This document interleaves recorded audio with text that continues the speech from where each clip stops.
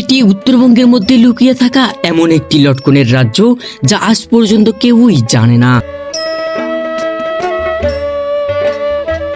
এখানে প্রতিটি গাছে গোড়া থেকে মাথা পর্যন্ত এভাবেই গাদাগাদি করে ঝুলছে টক মিষ্টি স্বাদের লটকন। বাগানটি কোথায় সেটি নিশ্চয়ই থাম্বনেইল দেখেই আন্দাজ করতে পেরেছেন। লটকনের রাজধানী নরসিংদী জেলা হইলেও উত্তরবঙ্গের কিছু কিছু জায়গায় প্রচুর পরিমাণে লটকন বাগান রয়েছে।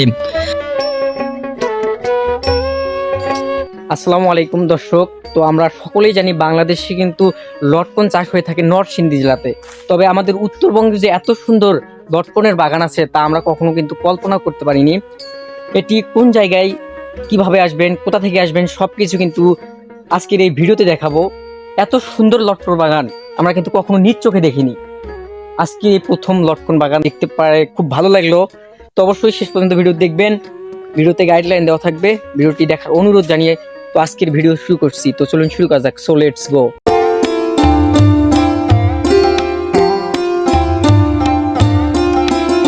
আদিকাল থেকেই বাংলাদেশের শুধুমাত্র নরসিংদীর বিভিন্ন এলাকায় ঝাউ জঙ্গলে প্রকৃতিগতভাবেই লটকন গাছ জন্মায়। ৩০ বছর আগেও বাংলাদেশের স্বতন্ত্র লটকন বাগান ছিল না, এমনকি জঙ্গলি ফল হওয়ায় তেমন কেউ লটকন খেত না নরসিংদী অঞ্চলে। ধীরে ধীরে এই ফলটির টক মিষ্টি দারুণ এক স্বাদের কথা ছড়িয়ে পড়তে থাকে, পাশাপাশি বাড়তে থাকে চাহিদা। অর্থনৈতিক গুরুত্ব বিবেচনায় চাহিদার বিপরীতে যোগান দিতে নরসিংদী জেলার পাশাপাশি বেশ কিছু জেলায় শুরু হয় লটকনের বাণিজ্যিক চাষাবাদ।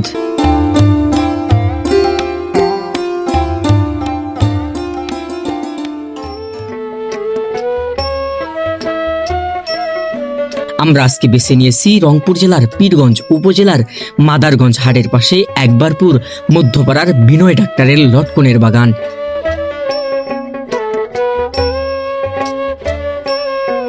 লটকন প্রধানত চারা লাগানোর ৩ থেকে ৪ বছর পর ফলন আসা শুরু হয়।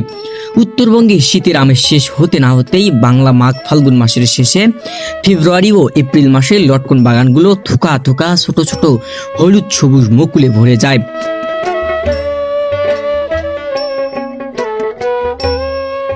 চৈত্র মাসে অর্থাৎ মে মাসের দিকে মুকুল ফেটে বের হয় ছোট ছোট গুটি।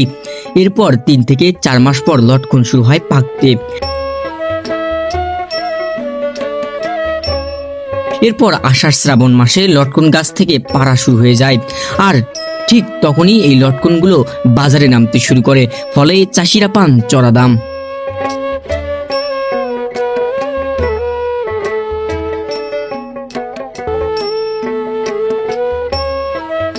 দর্শক মন্ডলী, আমরা কিন্তু অনেক কষ্ট করে এই লটকন বাগানে আসলাম। লটকন বাগানটা দেখার পর মনটা আসলে ভরে গেল। এই চাষার অনুরোধে আমরা দেখি একটু দেখি একটা কেমন।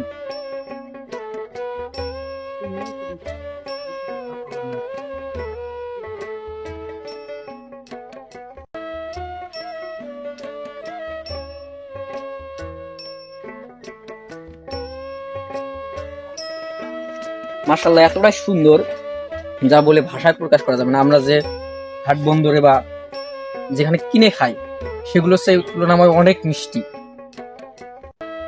অবশ্যই শেষ পর্যন্ত আমাদের ভিডিওটা দেখবেন, আমরা ডিটেলস দিয়ে দেবো এটা কোথায়, কিভাবে আসবেন। সম্পূর্ণ ভিডিওটি দেখবেন, তাহলেই বুঝতে পারবেন।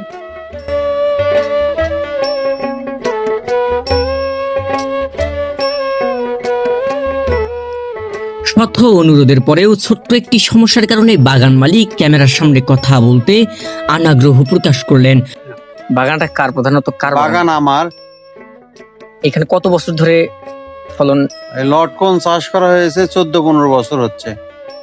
কত বছর থেকে বিক্রি হয়?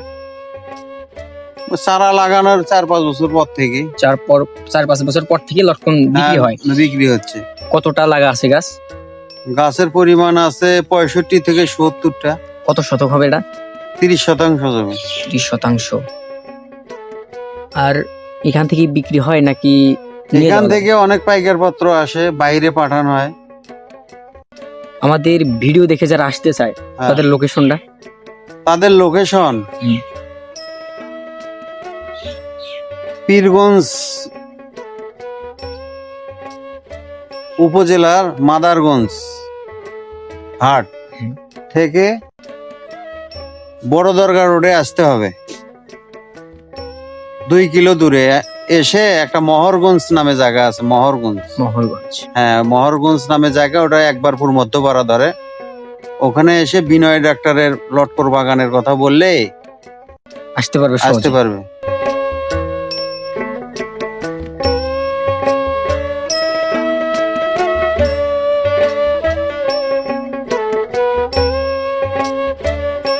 নরসিংদীর লটকন তো বিখ্যাত বটেই, কিন্তু উত্তরবঙ্গের এই লটকন চাষ আমাদের শিখায় ইচ্ছার সঠিক পরিকল্পনা।